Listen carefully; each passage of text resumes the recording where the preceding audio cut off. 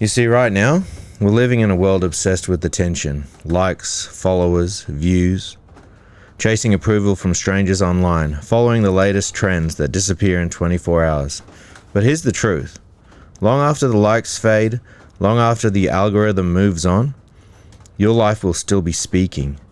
The way you live today is writing a story the next generation will read. Your discipline, your character, your faith.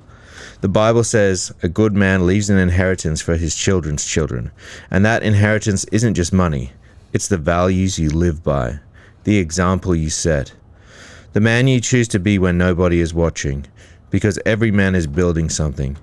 Some men are building a highlight reel for strangers, other men are building a foundation for generations. Today we're talking about something our culture has forgotten, legacy over likes.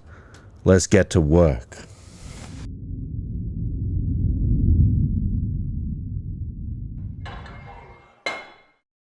Hey guys, welcome back to another podcast episode of One Rep Max.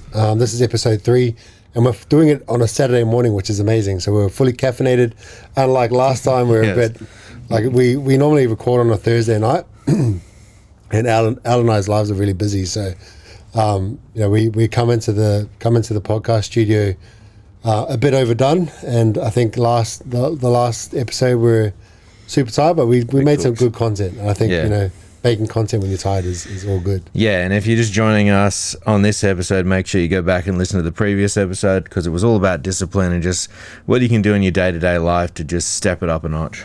Yeah, if you don't know us, my name's Les and this is Al, and we're just a couple of guys, couple of dads, who really care about what's happening in the world today in regards to us men, and we thought it'd be great just to have a conversation about certain topics. That's right, 100%. So if it is your first time, every episode, after we get through all our content, we do a action rep. We list a couple of things that we want to make a difference in our lives, because it's not just about words, it's not just about speaking, it's about actually taking action and changing your life. So in the last episode, we had a couple of action reps. One was a difficult conversation, a disciplined decision, one prayer, and one workout that you're going to do. Yeah, I guess so I'll go first. My difficult conversation was with myself. I've been having these moments in the life recently around the way that I talk to myself and my self-talk. So it was more just having the conversation in the mirror about just being good enough, being worthy. And what I've actually found by being intentional about my self-talk is, in the last 2 weeks, I'm a lot more content with who I am. I was on that journey previously when we spoke about gratitude, but actually taking the time to be grateful for the person that I am and the value that I add in life and to others has really changed my perspective. I feel like a lot more at peace, and I feel like I'm confident in who I am. And doing the self-affirmation and stuff really just, I guess, was the cherry on top to all the other work I've been doing. Yeah. What was the other action rep? Yeah, the action rep was a disciplined decision.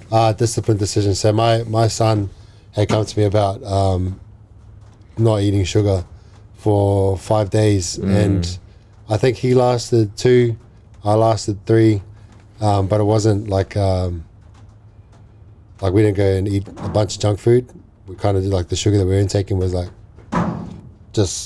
everything's got sugar in it. So it wasn't like we just stopped eating a lot of lollies and all that sort of stuff. And the other thing was to fast. So I had been fasting for the 2 weeks, and I found that the whole point of that was just to try and get closer to God and just really cement myself in faith at this point, especially as we're doing the podcast, only because we spoke about it before. We want to be as honest as possible, and my biggest thing is I don't want it to just be my words. I want it to be God's words as well. So that was the whole point behind just sacrificing something in order to utilize that time to read my Bible, pray more, and 3 pillars: come to church, And I think that is the whole point of fasting. We had this conversation at the men's group, right? Yeah. Where, one person, someone brought up the point around like, they're not too sure why you would withhold yourself from certain things, whether it's eating or social media or anything like that. And I think we came to the conclusion that it's not really about withholding yourself from doing certain acts, but it's more about utilizing that time to then get closer to God. Yeah, 100%. That's awesome. Well, you happy, bro? I am happy. Yeah. I don't know. There's been a shift, and I think you said you noticed it as well, and we spoke about it earlier. Yeah, you just seem a lot more like content in who you are. Not that who you are has changed massively, but you're able to like, I guess, just focus on the positives and keep your mind on that positive track. I know you might like yourself like look inwardly and think, man, I'm thinking negative sometimes and things like that, but just from an outward perspective, like people notice it. Yeah. Right. And it's not about the big time. It's about, like we said, it's about those small little daily decisions that we make, and they compound and make a big difference in our lives. I also want to say that I think this podcast helps. I said this to my partner, that being able to just talk, and I think we said it before as well, just being able to talk about things. And it's funny because you almost forget about the mic, say.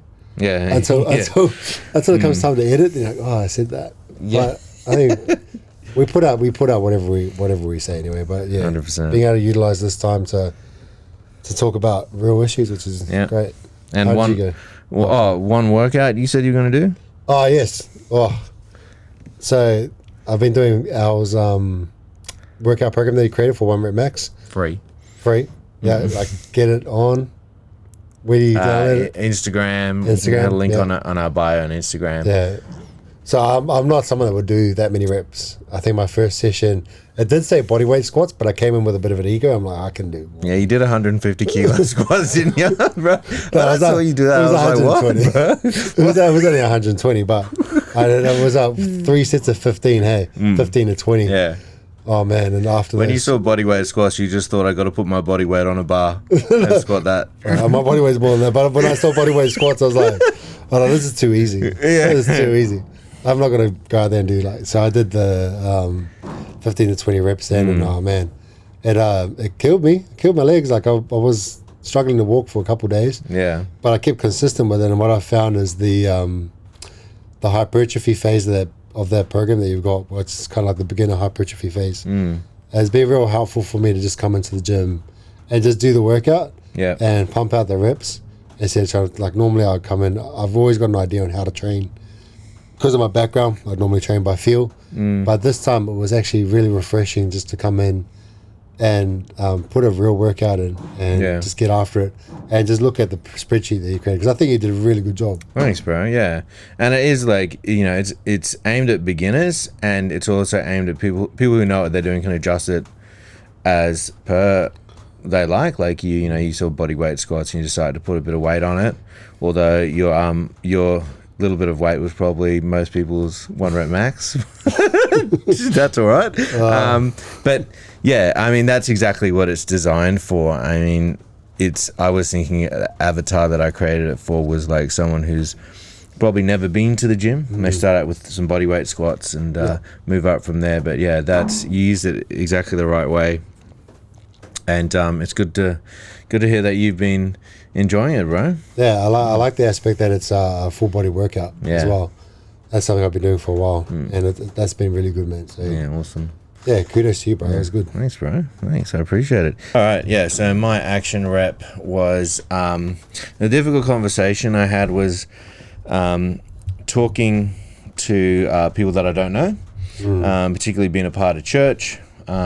Big part of it is reaching out to people who are new at church and things like that. I'm one of the leaders in church, been there for a while, so that's important for me to do. And I just set myself a goal to either talk to 3 new people each time, or to, if I was going to talk to someone that I already know, go deeper with the conversation. Don't just like get past the small talk, basically, like that. And we've had 2 church services between our last recording, and the first time I talked to 3 new people and just had a chat and had a really good chat with them. And the second time I talked to I think one new person had a really good chat with them, got to know quite a lot about them, and then had two like pretty deep conversations as well. And on the topic of conversations, it's funny you should say that the podcast is helping a lot, because, you know, I've just been realizing how much a deep conversation, like a proper, like lengthy conversation, like a half hour, like plus half hour plus conversation is really good for your soul. So I've put that into my habit tracker, and not every day, but like once a week at least to have, and this would be like my deep conversation that I have like once a month or once a week, and then the other one I just try to organize with a friend, say, hey, can I give you a call this week? So I called up Cliff, and we had a really good convo, and I basically got past the small talk by using Pastor Kim's teaching where he says, just say, what's God saying to you, which is the one I've been using in church when I speak to people to get past the small talk. And I said, what's God been saying to you? And he started talking about how God's talking to him about leadership, because he's the leader of the tech ministry in our church, and he's bringing up other people. But then he started talking about like, and I realized that, you know, if I want to lead other people, I got to lead myself, and I got to do this and got to do that. And I'm like, bro, have you listened to our podcast by any chance? He's like, no, I haven't listened to it. What's it about, bro? It's like, no, we just recorded an episode about exactly this. Yeah, that's awesome. Exactly, like leading yourself, and that was a confirmation that, like, you know, because sometimes when people say, well, what's God been saying to you, you just say like what kind of like what's ever been on your mind lately, and you say, I feel that God's been saying this to me. But that was a confirmation that like God is speaking to him, because he had no idea. He hadn't listened to the podcast yet, but the fact that it was on the same level was confirmation that this is God that's leading me in this direction, and I'm doing the right thing. Shout out to Cliff. Yeah, awesome, bro. Go Cliff. Yeah, it was really, really good convo. Disciplined decision. I was gonna like do no chocolate.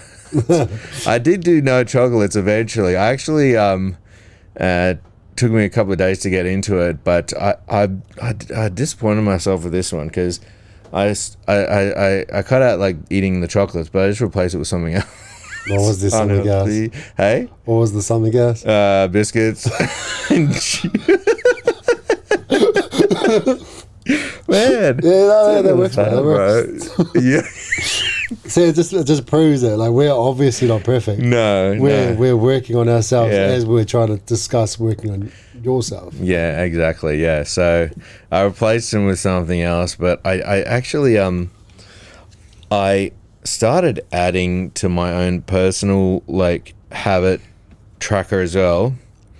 Things that I want to do, other disciplined decisions around social media, and trying to get the word out there, and trying to like post every day. And that's been a bit of a challenge as well, trying to post every day about the podcast. Yeah. Because it is a little bit of extra work. And not that I care so much about the fame, about the likes, but, you know, I want to, you know, get like exposure and get people listening to this, and helping people, you know what I mean? Yeah, we did discuss that. And the more we can get it out there, the bigger the reach, the more people we can help. And we've already heard things from people that have listened to the podcast that have gotten a lot out of it. So if we can affect one or two by the social media presence that we have, imagine how much more we can do as it gets bigger. Yeah. And it's funny because we're a Christian men's podcast, but I've been hearing from like women. So, that's just really good. Yeah, my husband should listen to that. Yeah. Just show this to my husband. The prayer with Hazel, pray with my youngest daughter. My oldest daughter, she's seen me do things like read my Bible every day, and she goes, they came in this morning, and it was my Bible reading time in the morning, and they started playing around, started closing the curtains, and I said, no, I can't see my Bible if you close the curtains. And then he goes, do you read your Bible every day, Dad? And I'm like, yeah, I do. Even though she's seen me do it every day, she just was like, do you read your Bible every day? Like, yeah. And I said, you should read your Bible at least 4 times a week. And then she went and got her little Bible, which is a very little kid's Bible with only like the main like really popular stories in it, and shortened like 1 page per story kind of thing. And she's been reading it as well, and she's up to the last story. So we got to buy her like sort of more like bigger That's awesome, kids' bro. Bible that she can read, and Yeah. she's been learning stuff at school too. So she's been seeing me do that, and she loves, like, she always says, "Oh, can you pray with me like at bedtime?" Hazel's a little bit different. She's obviously younger. She's less mature and stuff like that. But I want to start her young, and so started out, and I prayed for her, and we prayed together, and then now it's become like, Hazel, can we pray? She's like, no. And I'm like, okay, I'm just going to pray for you. She's like, no. And I just like, she's like, talking, and I was like, oh, just bless Hazel, Lord. Just, yeah, protect her as she sleeps, and thank you for Hazel, all this, just like simple prayer. Yeah. And I'm like, amen.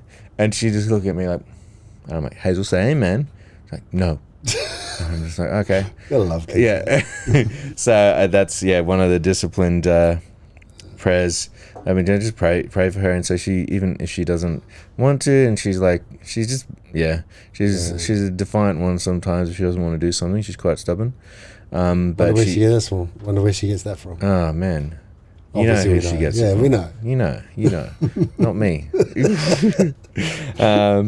And one workout, I said that I would just do like a little bit more cardio. So I swim about 8Ks this week.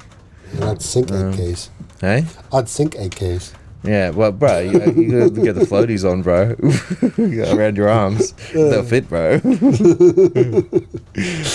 That'll be a sight. That'll be a sight. But good on you, bro. Good on Yeah. you. Cheers, brother. Cheers, yeah. Let's So, well, like, get into it. Oh, sorry, go ahead. I do have one thing to add with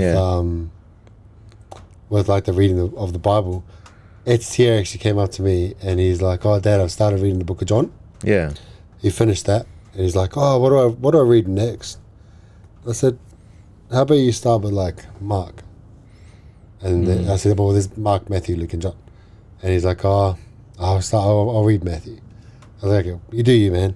So he went away and he actually read the entire book of Matthew and came back and wanted to have a discussion with me about it. I was like, that's pretty cool, like to be able to have a chat with my son who, like, this is kind of the first time he's really diving into the Bible. And I realized that's because he sees me do it every day. And he wanted to start implementing something into his life to have stability.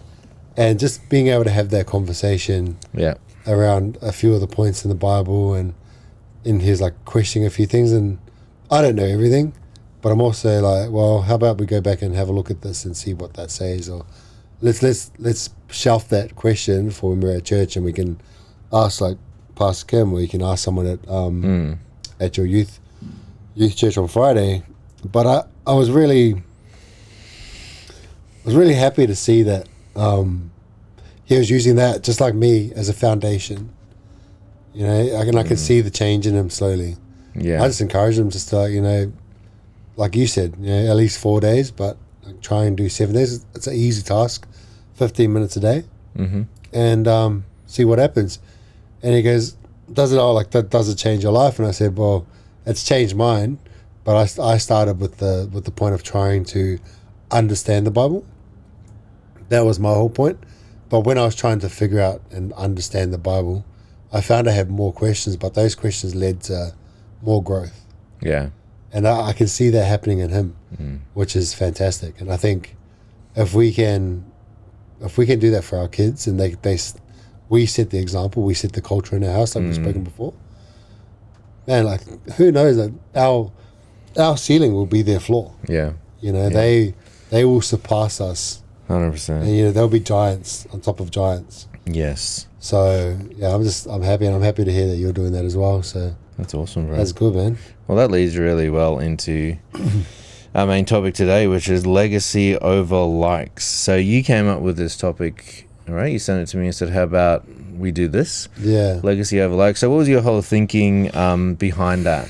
Well, I feel like we live in a culture, and I was reading Ecclesiastes at the time as well, but we live in this culture where I feel like everything is just for the gram. Mm-hmm. You know, when I first started training back in the day, it was training because you wanted to get strong. It was training because you wanted to be around your mates. Now I see the gym as I want to train so other people can see it, and I can get likes and gratification. Yeah. Whereas when I first started training, the gratification was the daily discipline that you were training, you were getting stronger. Like, you could never bench press 100 kilos, but then all of a sudden, after a good period of time, you're bench pressing 100 kilos. Like, that was enough. Yeah. So when did that not start being enough? Like, when did we have to have, like, an invisible cheer squad of people giving us thumbs up on social media Yeah. and, like, comments and love hearts or whatever? Yeah. When did that become such an integral part of society? And that's, and I'll tie that back into reading Ecclesiastes. King Solomon, obviously a man who had everything. He had the applause, he had the power, he had the accolades, he had the materialistic things. Yet when he talks in that book, he talks about everything being meaningless. Yeah. Like chasing after the wind is meaningless. So chasing after like the new car, the 1,000 likes or views on Instagram or YouTube, all that stuff is emptiness at the end of the day, because we all end up passing away. We all end up dying.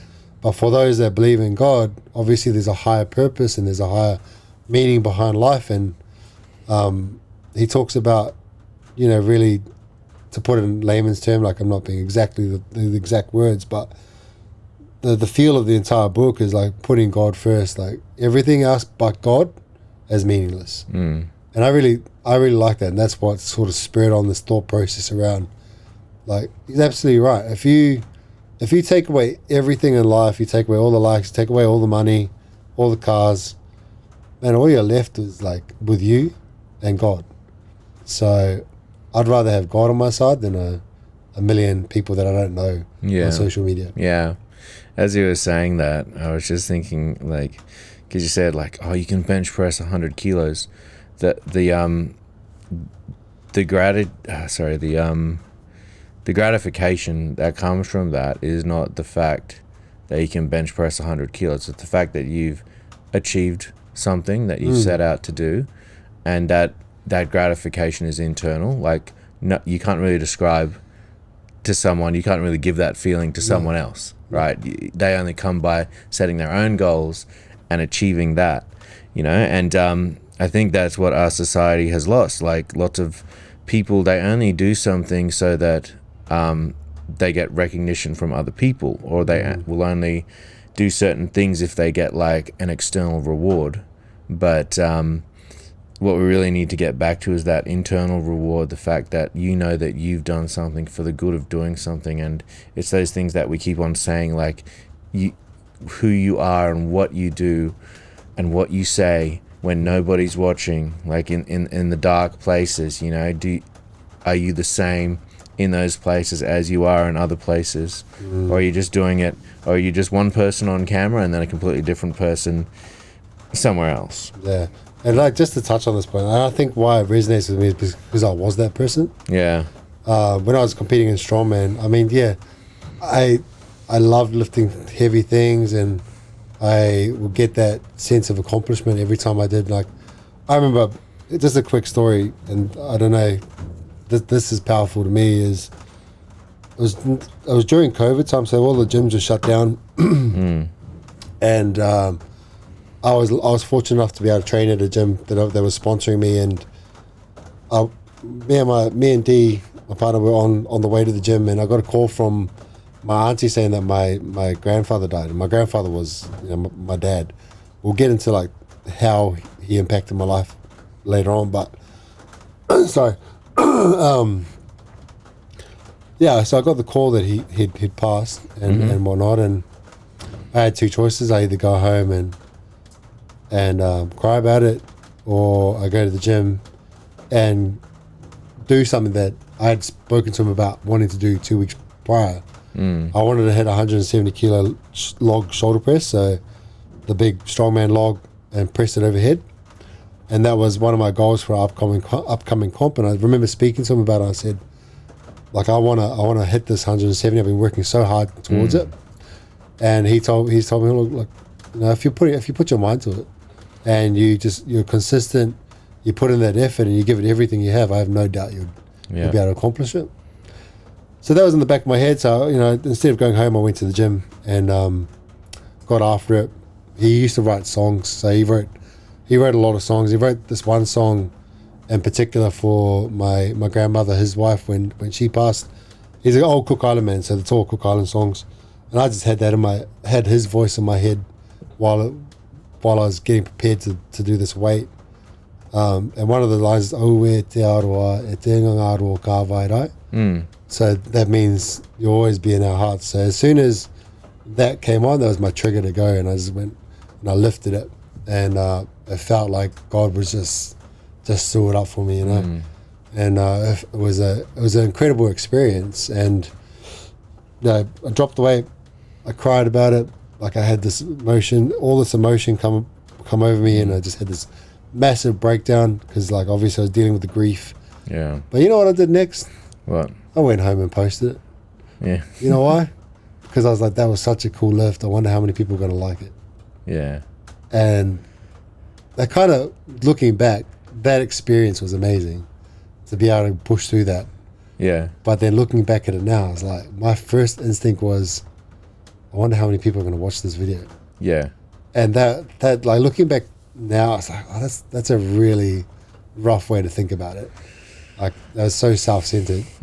And now my entire perspective has changed. Like, with this podcast, like, it's the purpose behind it is to help others and grow this channel as far as we can. And I guess I just wanted to say that, so just because that I've been in that position where I've been looking for likes, even in my rawest emotional state, I've still wanted to, like, get that gratification of, oh, like, people are going to see this and it's going to be awesome. Yeah. Instead of keeping that as a private moment for myself, which I wish I had done. Yeah. Yeah. It's insane. And you see so many people still with that mindset about, and there's this funny guy, I can't remember what his name is, but he does like skits. He, you know, shows like the video and then does like a funny version of it. I've seen that, yeah. Yeah, and he, one of the videos he shows was like this lady crying about something, and then he's like got a wig on pretending to be a lady, and then he's like putting water on his eyes, making sure the lighting's just right, getting the camera right, and then he's like, okay, 3, 2, 1, like he starts crying, and like that's it. Like, if you're crying, if you're that emotional, why have you taken the time to set up a phone? Like, you're not thinking about yourself, eh? No. Yeah, people often think legacy is like money, possessions, as in leaving behind an inheritance, okay? But I think legacy is a lot more than that. And, you know, society focuses a lot on success, status, wealth, and sometimes leaving an inheritance, I think, can have a negative effect because you're creating maybe entitlement, creating the action that someone can get something for doing absolutely nothing, just being born, and expect the world to fall at their feet. But I think what real legacy is what continues after you're gone. And as we already said, money, wealth, material possessions, likes on social media, views, they'll eventually fall away. Yeah, I think legacy really requires you to think outside yourself. I think it really requires you to think about being someone of service. That's what being a man is, right? It's being a man there to serve others. And I'm big on community. I'm big on helping our young men. And I coach rugby league.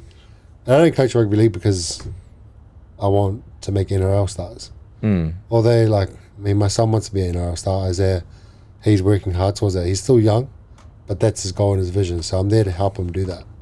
But along the way, my purpose is to instill values into these boys that will carry them far beyond rugby league. So our core values for our team at the moment is discipline, respect, courage. What's the other one? Courage, fun, and then there's one more.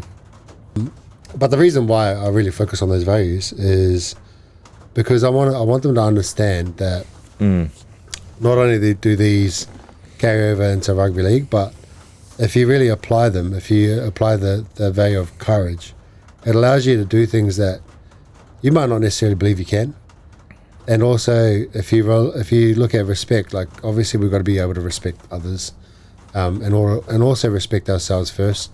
Discipline, that's obvious. Yeah. Living a disciplined life and also having fun along the way. But yeah, it's not just about rugby league. It's about improving them. And I feel like if I had a legacy, I'd like it to be how many lives did I impact because I existed. And that's through many channels. That's whether it's this or it's rugby league or whatever else I decide to do in the future. I want to live a life of purpose, and I think most people do. So if the byproduct of working on a legacy that means something is all this material stuff that you might want, man, that's cool. But as long as you're living in alignment with your purpose and you're thinking outside of yourself, I feel like that's a healthy place to be. Yeah. Yeah. Absolutely. I've got it written down here that the greatest point in life when you start actually thinking outside yourself and thinking about legacy is, it's probably obvious, but it's when you have kids or when you have your first kid. I think that our church is actually called Life and Legacy, and when our church first started, it was actually just called Legacy Church. Yeah. And that name resonates with me now, but when Kim first came up with the name and I was there at the start and he told me the name was Legacy, I didn't resonate with it as much because I didn't have my own kids at that time. I was still single. Wasn't even married. And even when you're married, you still have to learn to love that person, and you still have to continue to make the decision to love that person, like kind of like on a daily basis.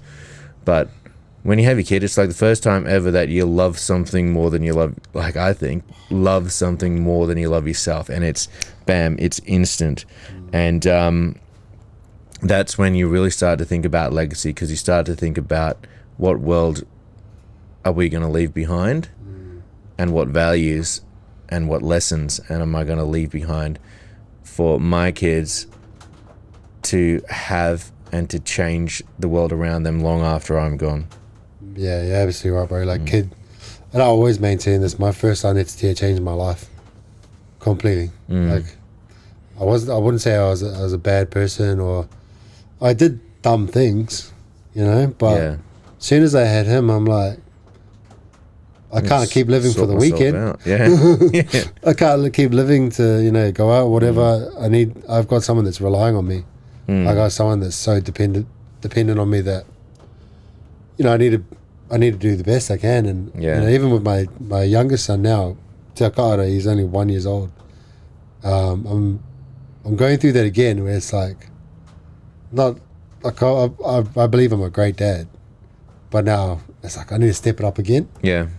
It's every time, and I don't know, because you've got girls. You're not like, for me, girls just soften a man's heart. If you see a man that is selfish and is like a real like dick, I feel like he needs a daughter in his life. Yeah. Because girls just seem to be able to like just soften their dad's heart. Yeah, that was my experience. Yeah, I would agree totally. And now that you bring it up, I was going to bring this up later in the pod, but I was thinking about you when I was looking over the notes preparing for the episode. I was thinking about you so much last night because thanks, man. I started to, that's right. I was surprised I didn't have another dream about you, bro. Another dream about, I've never dreamed about you, actually, bro. Damn it. So I was thinking about, I just jumped on this website that I really like, that has like articles, Christian articles. It's called the Gospel Coalition. And I started reading about legacy, and it actually reminded me that not all of us come from a good legacy. Our dads, my dad and stuff like that, they probably weren't the best example of what being a good dad is. And I know about your story, and I won't go into the details of it right now, but you probably like experienced quite a lot growing up, quite a lot of negativity, and that probably still like has an impact on you today, even though you changed who you are. Yeah. And you made that solid decision to say, this is who I am, this is how I'm going to live. I'm just going to draw a line in the sand.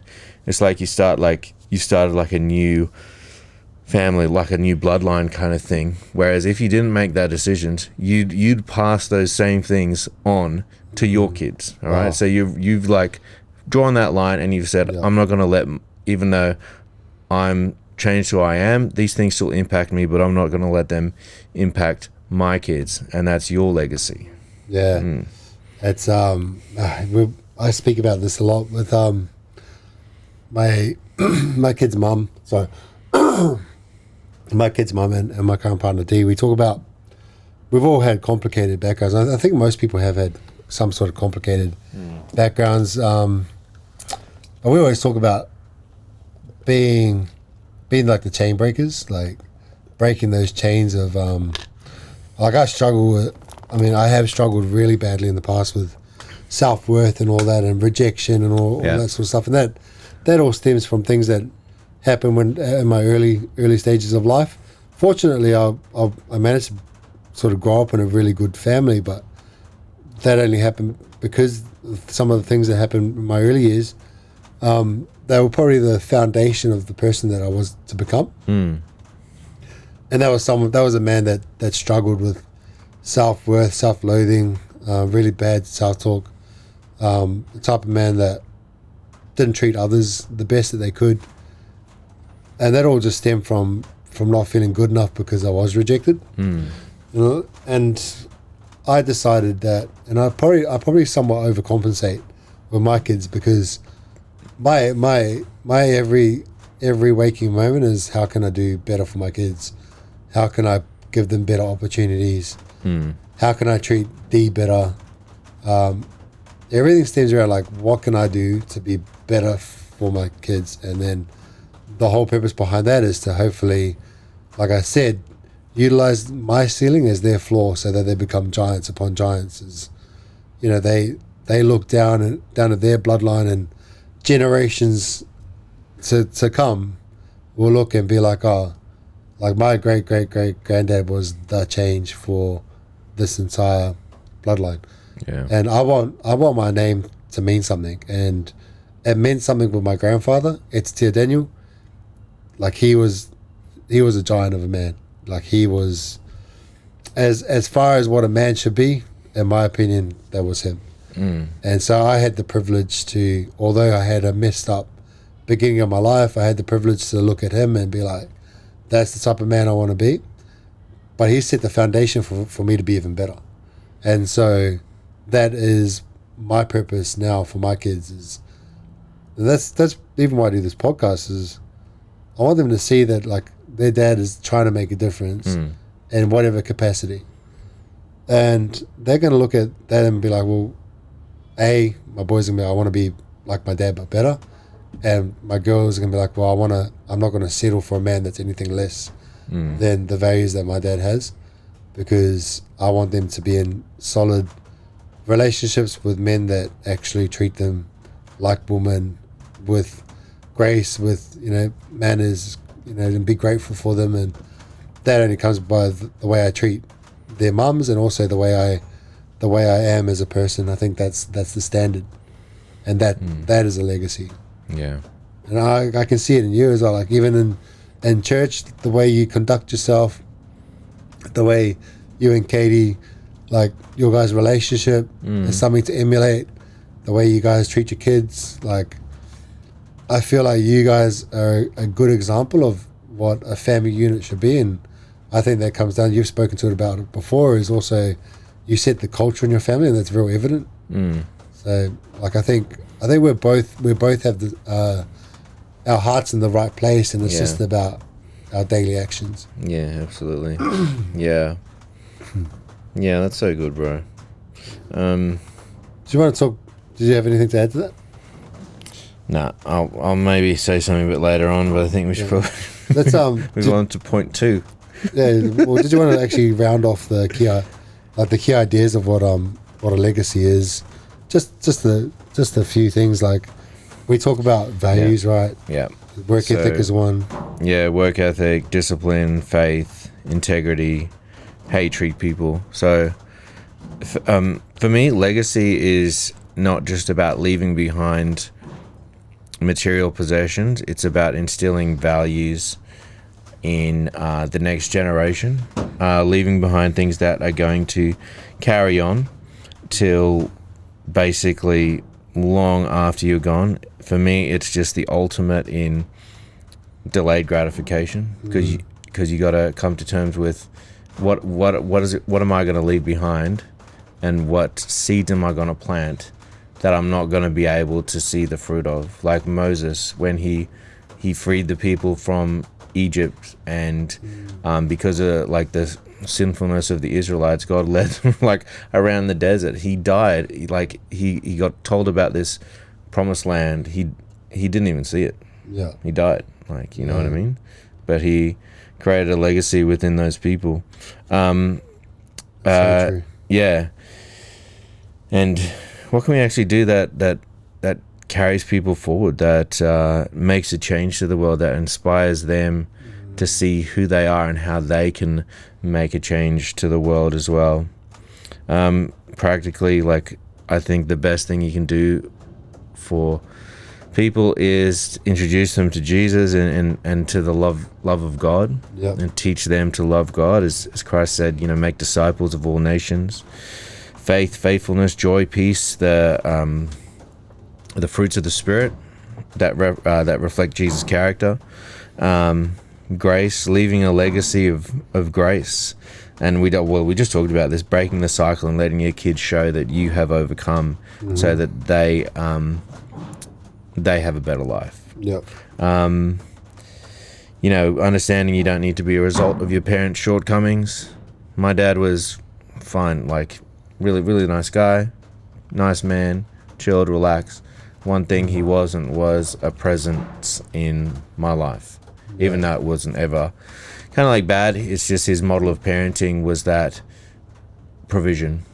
Like if he worked overseas, so I saw him like once or twice a year, something like that, throughout my childhood.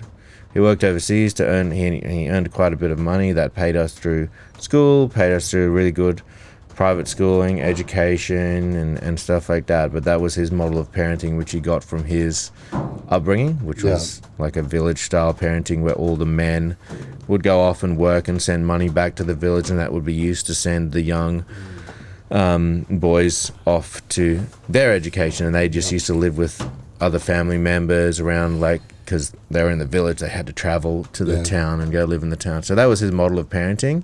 But then he married into like a Western family, which, didn't work out so well for him, because that model ended up meaning that, my parents got separated. And so I've turned around, and the most important thing for me now is to be present in my kid's life. And I don't really care so much about chasing money, as long as we're making ends meet and we're somewhat comfortable in what we're doing, as long as I'm present and influence in my children's life. Well, I actually read something about accumulating wealth and passing it on to the next generation. So you could accumulate, like, let's say millions of dollars, right? Your kids will benefit, and they will be able to utilize their money. But if they don't work for it themselves, then they're just going to squander it. And then the third generation, so your grandkids, will see some of that money. But if they're not going to then work for it and further your money, by the fourth generation, your wealth is gone.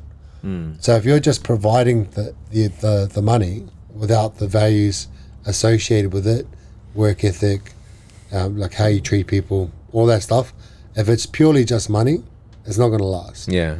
And like I resonate with you with your dad. It's like that is, and it probably is like even just most old school men's perspective, is that we go out and provide, but particularly coming from an Islander family as well, it is a village mentality. They go off, they provide, and the women stay home and they nurture. Yeah. And that's huge in island culture. See, like your dad can't necessarily be to blame, and I'm not saying you do blame him. It's just the way they were brought up. But Yeah, exactly. fortunately enough, because we experience those types of things, doesn't mean we have to copy it. And Yeah. it means we can change, and you've obviously consciously did that. Yeah, Which is great. absolutely. Yeah, I used to be so scared when I was a kid about getting married Yeah, because I was like, yeah, I don't know. I used to think, am I going to carry on that? Am I just going to repeat that kind of cycle? You know what I mean? Yeah. that is fearful. But I think that fear that you had is like pushed you to be better. Right? Yeah. It's kind of a bit of a healthy fear. Yeah, absolutely. The time reality. Yeah. Do you want to move on? Our time is so limited. So what are we gonna spend doing with our time? It's like we all have no idea when we're gonna die. Unfortunately, probably fortunately, because I think if we knew exactly when, we might be a bit anxious all the time. Or on the other hand, we might be the type of people that just goes out and takes more action. Yeah. Which was probably needed. Which I think is a good point, because our time is so limited, like, what are we doing, what are we going to be spending it on? Are we going to be spending it on what other people think of us and making sure that, sorry, I don't know why I got so much coughing, but are we going to spend the limited time we have trying to please others and worry about their opinions if it's something like, something that we believe in? Like, Christianity as a whole has been persecuted over time, and I feel like right now we're in a weird situation with different views on religion or whatever. But am I gonna take what other people think about my truth and live my life in accordance to them, or am I gonna be true to myself and create content or conduct myself in a way that I feel like is the values and the type of standard I want to set for myself and my kids. Because time is so limited, I'd rather be the type of person that stands on business and says, this is who I am. As long as you're not a detriment to others, as long as it's, whatever you're doing is legal and ethical, I feel like there's no reason why you can't just stand on business and be like, I stand for this. Because if you don't stand for anything, you're going to fall for something. Yeah. If you don't stand for your values, you don't stand for something that you believe in, man, like, well, what life are you going to be living? So I feel like with the time that I'm spending with my life, is going to be doing things that I feel like are in alignment with my values, regardless of what other people think about it. Yeah, 100%. Particularly online. Yeah. Yes. Whether it's good or bad. So what actually, I got a story, because I had to it's hit home for me because I was working in Groves Christian College. Yeah, that's cool. I worked there for 5 years, and I was, quite a popular teacher amongst the students. Students loved me and things like that, and I ended up leaving that school. And I was teaching grade 6. So within 6 years, or within 5 or 6 years, all those students that I taught then graduated and left the school. So I kind of got a bit of a check, man, my memory, the memory of Mr. Rosetta in that school is now completely gone. Yeah, you know what I mean? Yeah. I used to and when I would say I was quite a popular teacher, I used to sort of meet up with teachers, because Katie still worked there for a while in high school, and teachers used to meet me and go, oh, you're Mr. Rosetta. Oh, the kids still talk about you in grade 11 and grade 12, and in my biology class and stuff like that. I'm like, yeah, that's cool. And then once I found out, oh, this is the last class I taught, they're graduating this year. It's then, bam, that's gone. My connection to that place is gone, and I just sit there hoping that those kids that I taught, they're somewhere out in that world, just sort of, I hope I instilled in them something good, and it became like, I actually don't care about like the curriculum I taught them. Like I don't care if they remember how to write a persuasive essay or anything like that. I care about, like, are they actually good people? Are they actually making a difference in this world? Are they actually using those skills that I did teach them for something purposeful? Do they find purpose in what they do, and do they have values? Look, I guarantee that you've impacted some of those, if not most of those kids' lives. Just a quick story about me. Like I had an art teacher who was from Australia. She's from Adelaide. She was cool. She was young, but she was just, I don't know, she just got it. And when I was in high school, I used to smoke like a lot of weed, and it was to the point where I'd come to class stoned all the time, and it started becoming quite a bad habit. Not like, and it's bad anyway if you're doing it. Just because they started becoming a bad habit. No, but you know what I mean. Like it started becoming a continuous habit. Like it was day, like all the time. Every single day, a lot. And instead of her just vilify me and say, I'm going to take you to the principal, which is probably what she should have done in hindsight, she actually gave me a safe space to like express why I was doing it. She gave me a safe space to like just be there, and she just talked to me. She just like speak life into me, and she was actually one of the people that really helped me get through a lot of things that I was dealing with from my past, which is why I was using like drugs to be able to get over that, because I didn't know how to express my feelings. So I utilized that as a way to cope. And I never used to speak to anybody about it, like not my family or nothing, about how I was feeling about certain situations. But she was there, and not by anything other than just showing up and being a good person. Like I believe she changed my life. I'm not saying that you've got kids that you've had to deal with in that way, but teachers, if they have the right heart and they've got the heart for people, like they can certainly change a student's life. And she changed mine. Like I'm no longer that person that I was.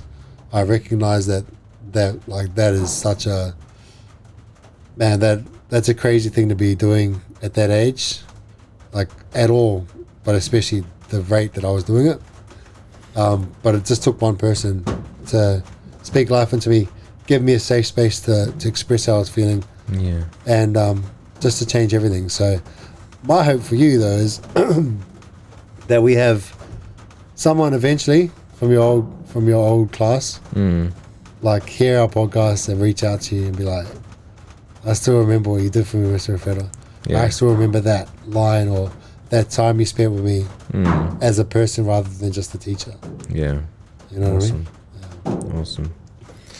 Yeah, it's funny. As a teacher as well, sometimes the kids who you're most hard on, like talking like sometimes even like the bad kids who you just like, you're nice to them, trying to build a relationship with them, but like obviously there's a certain standard that you can't like let go. Sometimes those kids are the ones who come back and say thank you for doing that, you know, because you might be the only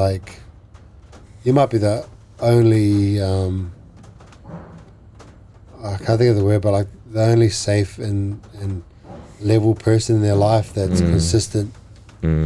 And maybe their entire life outside of school is chaotic. Yeah. But at least they have Mr. Rafeta who is going to tell me how it is. Yeah. Going to give me boundaries, rules, and he's consistent. I can always trust that what he says he's not going to back out on. And I think kids need that. So good on you, man. Like being a teacher is not easy. Being a good teacher is certainly not. Yeah, 100%. Well, who's someone in your life that left a strong legacy for you, do you think? Someone in my life was actually my chaplain when I was younger and not a Christian, but certainly exploring the idea of Christianity and the idea of church. And a couple of things like that happened in grade 11 when I was in boarding school. I got in a fight with one of the kids, and the fight was, we were actually friends, actually. That's good. It was a good fight. Yeah, we're actually friends, but then like we started saying like, your mum jokes and stuff like that, like to each other, and then like I don't know who got most offended first, but I got offended and started like got into a bit of a scrap and stuff like that. And then it was in boarding school, so it was happening on the weekend. It was a Sunday, and then it was a uniting church school, so we all had to go to chapel. Church on that afternoon, and that afternoon the chaplain spoke the sermon that he spoke about was literally about that. Don't speak ill about each other's mothers. And me and my mate just looked at each other like, whoa, like, because we had no idea, like, that's crazy, we had no idea about like the Holy Spirit and could God was watching kind of thing. And I eventually, like later on in grade 12, they wanted, leaders in that space, like chapel leaders. And because I wasn't like good enough to become like a actual like leader, like not actual leader, but like a, one of the prefects or like, so I became like, I said, I'll help out with chapel, and became a chapel leader. And I just developed a relationship with him. I used to go up to his house all the time and just chat to him about what was going on in life. And he was the first person to actually introduce me to the idea that God's a relational God. Because to me, God, like my idea of God was like ethereal, like just up in the sky looking down and watching like his creation. Like I was at the point where I believed that there was a God and that he did create the world. Yeah. But he didn't have much influence on it. I think just that's how I sort of logicked it all together. Like, how can there be so much suffering? God must just be standing up there watching us, like, and not communicating with us. But he sort of gave me the idea of that God is our Father, and he challenged me to pray and reach out to God. And he told me the story of when he prayed for like 21 days straight, said a prayer and tried to connect with God, and at the end God gave him a vision of when he was a kid, and all the kids were waiting for their parents, and their dads would rock up, and all the kids would go, "Oh, that's my dad, that's my dad, that's my dad." And when his dad rocked up, he goes, "That's my father." And how proud he was. And he said, that's what your relationship with God is actually like, You're proud to be called his son. You're proud to be in his presence. You're happy. He makes you smile. He brings joy to your life.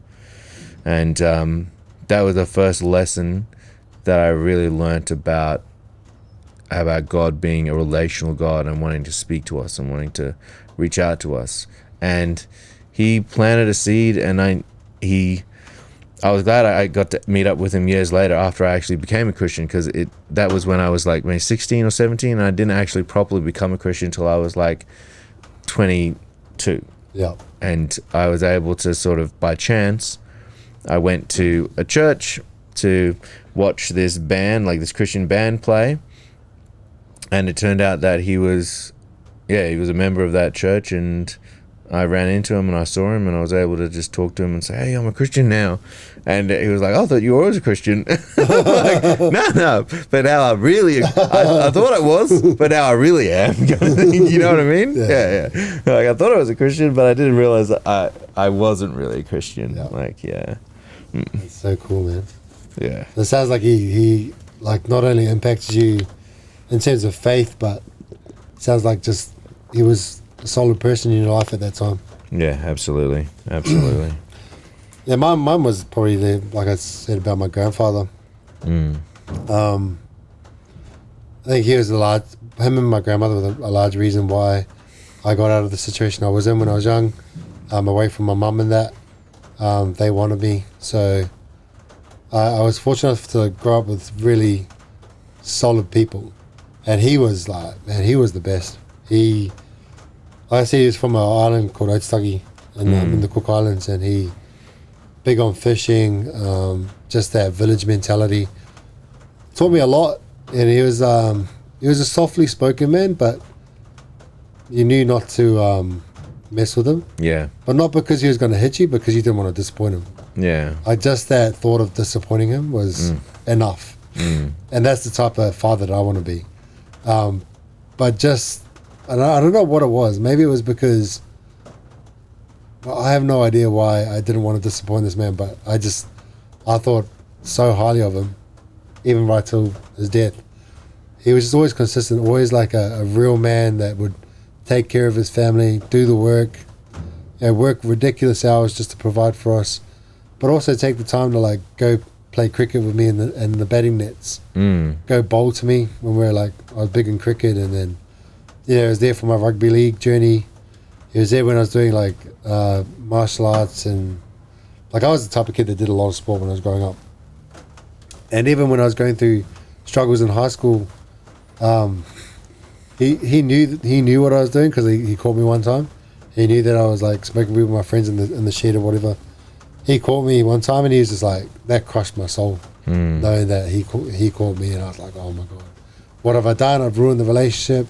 He didn't speak to me for a bit, but we did end up sitting down having a conversation, and we did work some things out. But I liked what he stood for, and like I miss him every day. Just even thinking about him, I'm so grateful that I had a man like him in my life that showed me what a man should be through his actions, but not through his words. Like I said, he was a softly spoken man and a man of few words, but he always showed up with his actions. And I named my first son after him. So his name's Etitia, so my first son's name is Etitia as well. Nice. And he's loved, like my grandfather's still loved by, like we've got a massive family. He's got like 11 sisters. Yeah. So we've got a giant, like a family of like 1,000, like extended family. And everyone always talks about Papa Etitia. So he's still got a legacy, and he passed away like 10 years ago. Yeah. No, wait, 14 years ago. Wow. No, no, actually, I'm wrong. My grandmother passed away 14 years ago. So if he passed away, I'm not too sure, but long enough to be considered gone for a while, and people still talk about him, and people still cry. Like I was back in New Zealand recently for my sister's funeral, and we're talking about him, and I had aunties crying because just the memory of him. So he left a legacy for so many people, and like I want to emulate that type of man, but I want to be so much better. Not because there was anything wrong with him, but because he gave me that leg up. He gave me that stepping stone to be a much better man for my kids, for my community, and then ultimately what we're doing here. Yeah. For our church, for the wider audience. So yeah, man, I do kind of get teary sometimes, even just thinking about him, and talking about him. But yeah, he obviously meant a lot to you. He did, yeah. He did. Yeah, that's awesome. It's awesome we can carry that legacy around with us, and it's more than just material things. It's what they actually mean to us, and the values that they instill in us is so important. Like we talk about legacy. Yes. And like legacy isn't built in massive actions, right? I think we spoke about like your chaplain. Yeah. He seemed like a consistent person. We spoke about you being a teacher. For others, we spoke about my grandfather. With his actions, he sort of built that legacy for himself, and it just shows that I think legacy is not built on like singular giant actions. Yeah. It's like who you are every day. Yeah. It's the courage to be the person you are in the dark, and also the person that you are out in public. Yeah. Yeah. Your small daily actions, your discipline, consistency, your integrity. Just like as a practical example, if I want to instill a value of kindness in someone like my daughter, just being kind to them every now and then, or showing her that I'm kind to other people every now and then, that's not enough. Or just waiting for it to happen by accident is not enough. It's got to be intentional, and it won't actually sink in to them unless they see it consistently in your life. And they have to build like a holistic picture of who you are as a person by seeing you do it consistently and almost like just hammering in like that nail ding, ding, ding, ding, every single time until it becomes a part of your character and your identity. And so that when they say, who was your dad? What was he like? I was like the kindest person I've ever known. Does that make sense? Yeah, 100%. And I think that's where sometimes some people get it wrong. They feel like, to have a legacy, you've got to be well known by many. How about just be well known by the ones that are right around you, Yeah. How about being so consistent that there's no question what type of person you are? If you're a kind person, it's because you showed kindness.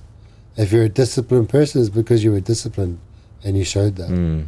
If you're someone who was there to help others and wanted to build their legacy that way, it's not because you gave X amount of money to a project and the project just went crazy. It's because you laid a foundation and you were a part of something and people saw that and people wanted to emulate what you're doing. That's your actual legacy. It's not the massive gestures that we might think of when we think of people that have giant legacies. Like I found out today that Chuck Norris died. Chuck Norris never dies. I don't know if that's true, but my wife told me Chuck Norris died. I gotta fact check that. But It's probably not true. You never reckon? He's old though. I'm just joking. Just because jokes about Chuck Norris. I know. I mean, he wrestles crocodiles. And crocodiles say sorry and all that. That's crazy. But when you think about that guy's legacy, he's got a massive legacy because he was a movie star. But you don't need that. Yeah. You can create a legacy because your family saw you as the person that they could depend on. I love that. I love that idea of exactly what you said. People think a legacy is being well known by lots of people, as in like your views blow up on YouTube, you're famous, you're Instagram famous, you're got thousands and thousands of followers. Forget about that. Your legacy is the people around you, and the people that love you and the people that are closest to you.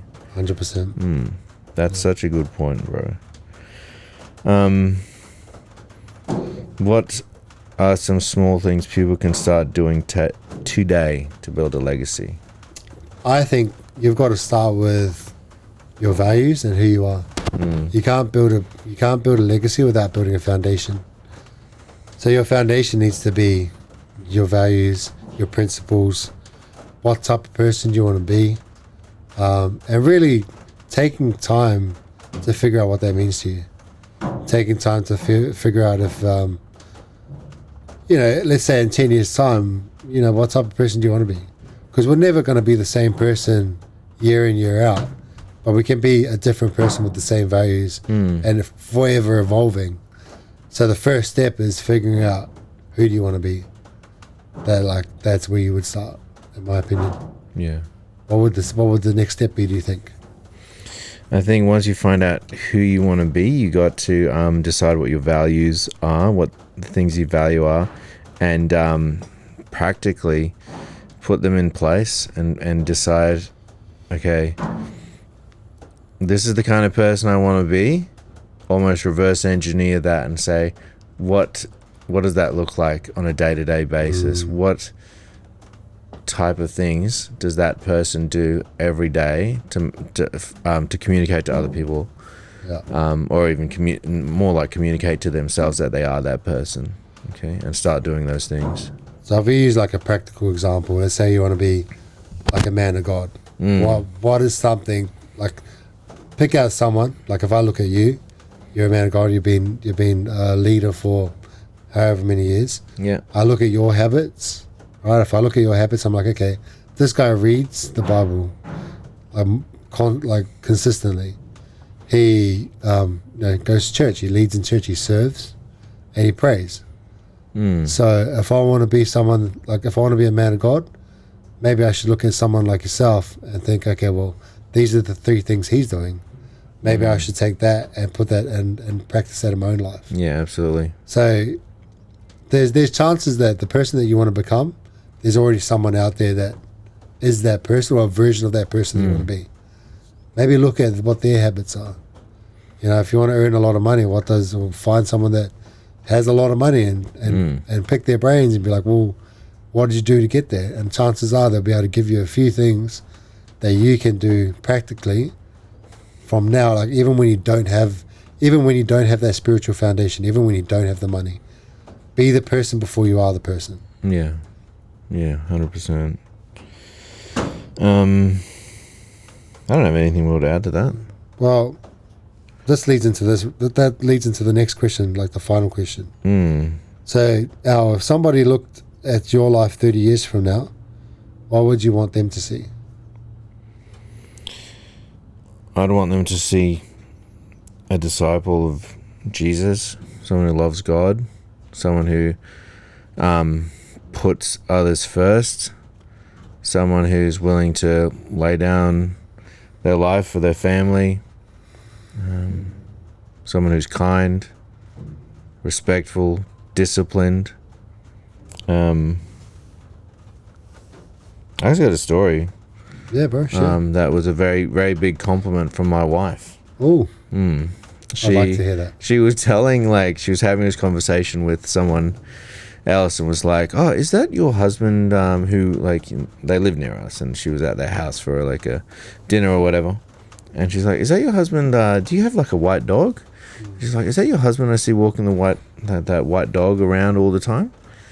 And she goes, yeah, that's him. I was like, oh, yeah. I always, because she's a parent from school, she's like, oh, yeah, I always, I'm always not 100% sure if it's him, so I never say anything. But, geez, he's out there early, isn't he? And then Katie responds to that, yes, he's very disciplined. Oh, I like that. So, awesome. Finally, I think I've made it. I think I've made it once my wife is telling other women that my husband's very disciplined. A big compliment. Well, I think women underestimate the power of the way they speak about their men in their life. They underestimate how much those things mean to us. Yeah. Dee tells me on a daily basis, and sometimes I can be complacent, but just how good of a man I am, and all these things, and it means a lot to us, I think. And so that's awesome that Katie was able to point that out. But it's even better that you are that person day in, day out. Yeah. For her, without even thinking, man, he's just a disciplined person. Yeah. It's not even a second question. thought. Yeah, absolutely. What about you, bro? If someone looked 30 years from now, what would you want them to see? I want them to see a man that lived with purpose, a man that did his best for his kids and raised them to be good people in society. I want them to see someone who tried to impact as many people as possible by being genuine and willing to die on their sword for things that they believe in. Yeah. And also willing to point out my own mistakes. I want people to see someone who lived a full life, someone who never had regrets, and someone who loved with their whole heart. And I think, with my family, but also just people. I have a lot of distrust. I have had a lot of distrust of people, and it's something that I've wanted to work on, and I think I'm getting there, and I've come a long way. But that's just trying to be more like Jesus, right? And being more understanding. And understanding, one of the things I've been saying recently is, if God made me in his perfect image, then who am I to question what he made? So if I can say that about myself, and I see someone else treating me wrongly, I just think hey, what's going on in your life? And maybe you just haven't discovered the power of Jesus yet, or you haven't discovered, that you haven't discovered your faith yet. Yeah. So I want to be someone that goes out and people are thinking man, that guy I loved with his whole heart. Because that's not the person I have been in the past, and that's not quite that's not quite the person I am right now. Yeah. But I'd like to get to that point. Yeah. Where, I just have love for all people. That's awesome. Yeah. One of my favorite stories that you told me recently was, and this made me, when you were saying when you meet someone, you don't, that maybe like a bit aggressive or whatever, your first thought is like, what's going on in their life that's making them this way? And one of my favorite stories was when you just told that lesson to your son when he was having a hard time with someone at school, and you said maybe he's going through something. Like, see it from his perspective and just say to him, what's happening in your life? I think that's what you said to him, like, what's happening in your life? And he actually did that, and now they're really good friends. Yeah, it's the only reason why I can say this is because I knew what was happening in my life. Yeah. And we all have things going on. Yeah. And I think I just want to say I've had this conversation too many times recently, and it's not annoying me, but it's making me think, man, like the conversation always ends up, I don't feel like I'm good enough to be a Christian, or I don't feel like I'm good enough to be someone who believes in God. But I'm not good enough. That's the point. We're not good enough. Yeah. Yeah, Jesus died on the cross for our sins. We're all sinful. Yeah. We're not meant to be good enough. So if that's you and you're like questioning yourself, being like, man, like, I'm going to get judged by God, I'm going to get judged by church. Hey, you might get judged by some people in the church, but that's not God. You know, God doesn't judge. The whole purpose of Jesus dying on the cross for us is because we're not perfect. Yes. So I'm happy to keep repeating and saying that to people, but I just want to say on this right now is like, you are good enough. Man, you're good enough no matter what's going on. You're good enough whether, you know, you've done bad things, you've been in prison, you're currently in a situation that you're not proud of. Bro, you're good enough. It just takes one thing, and that's accepting God into your life.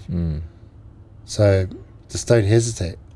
You know, if you allow God to do so, He will change your life. Yes. He's changed mine.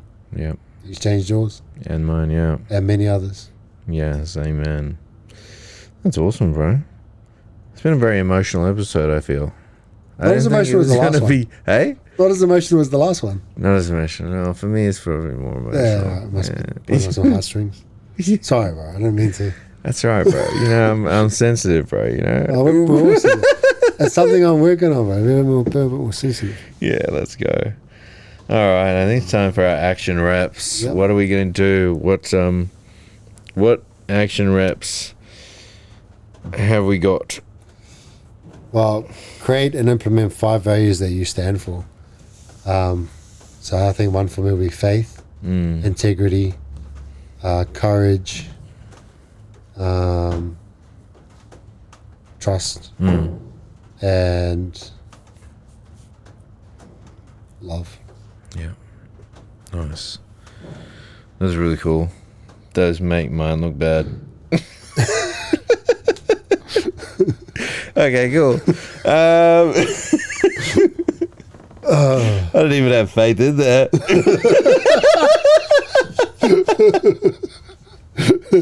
What's yours? Money, power, greed. Money, power, greed, women. Katie. I sort of went a bit different route with this.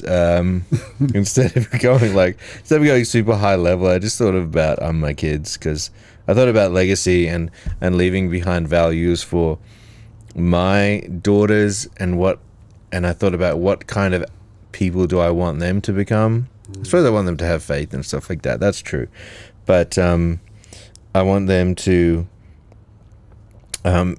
value authenticity, being themselves, being true to themselves, and not following the crowd.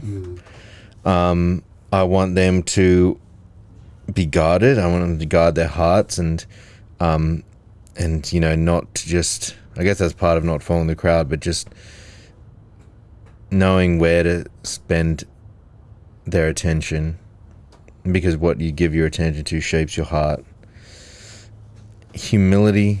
Yeah. I want them to put others first. The last two are sort of more practical, like self-regulation. I want them to be able to sort of notice how they feel, be like aware of themselves, aware of their emotions, and being able to sort of pull back if they feel themselves getting too angry or too upset, being able to sort of go back to like original zero kind of thing. And I just want them to be resourceful as well, and know their strengths and their weaknesses, and know how to use them appropriately. And yeah, those are mine. About teach someone else one thing that you're an expert in. I didn't know this one because I don't regard my. This is a hard one for me because Can I give you an example? Yes. So, you did the program for free for everyone. Yeah. So you've already done that, but also just these conversations, me being able to bounce off you, and you're helping me grow in my faith, and I consider you somewhat of an expert in the leadership realm and in faith that you're doing. So Yep. I feel like you're already doing that. Oh, cool. So I you don't have to worry answer about that. Cool. My one is I'm already a coach for rugby league. Yeah. I'm instilling in these boys good values. Not to say that I'm an expert by any means. However, I would say that I do have a lot of life experience that can carry on and help these young men. And also just this podcast itself. Like, we're not experts, but we're working on ourselves and also just creating content for other men to do the same. So Yeah. I feel like we're both ticking those boxes. I agree. I just wrote teach someone how to work out. Maybe I talk too much. I don't know. Let us know in the comments. I didn't know that. That's part of what I need to grow in, because I don't know. I find it hard to consider myself or call myself an expert at anything. Maybe expert was the wrong word, but it's all about self-awareness. Like, what are you actually good at? Like, there's a lot of things you're good at. Thank you, bro. Appreciate that. Create 5 prayers spoken out loud daily that is in alignment with who you want to be. Man, that would just, for me, it would just be like, man, I'm a good person. I'm worthy of success.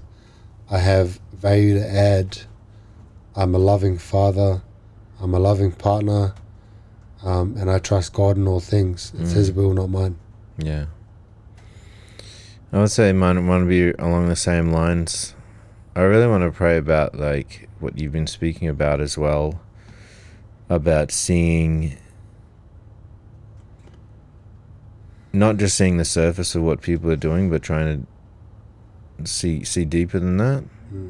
For God to show me and to have discernment about my interactions, and not just be like, oh, he's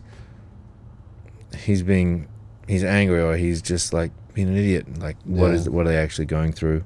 That would be one of my big prayers. To show people kindness as well. Yeah. To be a good father, be a good role model, in my actions and my words. To be a good husband as well. Love it, bro. Yeah. I resonate with all those, and I think, this was a powerful episode. I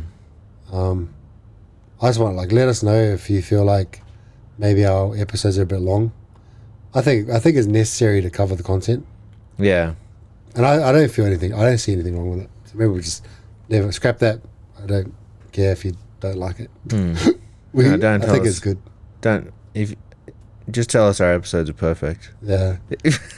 we have they're really we good. have low self-esteem. No. We only want positive feedback. But thanks for listening, guys, and yes. Thank you. People chase likes, followers, applause, but legacy isn't measured in views or applause. It's measured in who you are and how you treat others. Your legacy is built in the dark. When you're tested, when no one is cheering you on, when everything you counted on fails away. Yet you rise to your standards and keep building your legacy anyway. Because when you struggle, when you grind, when you fall, and when the enemy is knocking at your door, who you are shows up. That is your 1 rep max.